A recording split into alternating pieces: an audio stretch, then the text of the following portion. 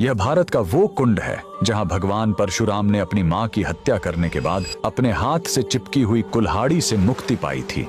यह कहानी है महान ऋषि जमदग्नि और उनकी पत्नी पतिव्रता रेणुका की। कहते हैं रेणुका हर दिन नदी से कच्चे घड़े में पानी लाती थी और उनके सतीत्व के बल से वह घड़ा टूटता नहीं था। उनके 5 पुत्र थे जिनमें सबसे छोटे थे विष्णु अवतार परशुराम। एक दिन रेणुका ने नदी में कुछ गंधर्वों स्वर्ग के संगीतकार को जल क्रीड़ा करते देखा। उन्हें देखकर एक पल के लिए उनका मन मोह में पड़ गया और उसी क्षण उनके सतीत्व का बल टूटा और कच्चा घड़ा टूट गया। जब वो आश्रम लौटी तो ऋषि जमदग्नि ने अपने योग्य बल से जान लिया कि उनका मन भटक गया था। वो इतने क्रोधित हुए कि उन्होंने अपने पुत्रों को आज्ञा दी, अपनी मां का वध कर दो। जब चारों बड़े भाइयों ने मना कर दिया तो क्रोधित पिता ने उन्हें तुरंत पत्थर बन जाने का श्राप दे दिया। इसके बाद परशुराम ने पिता की आज्ञा को अपना धर्म समझा। उन्होंने भारी मन से अपनी कुल्हाड़ी उठाई और अपनी ही मां का सिर धड़ से अलग कर दिया। उनकी आज्ञाकारिता से प्रसन्न होकर जमदग्नि ने वरदान मांगने को कहा। परशुराम ने तुरंत अपनी मां को फिर से जीवित करने और साथ ही पत्थर बन चुके अपने चारों भाइयों को भी मुक्त करने का वर मांग लिया। सब फिर से जीवित हो गए, मानो कुछ हुआ ही ना हो। लेकिन कहानी यहीं खत्म नहीं हुई।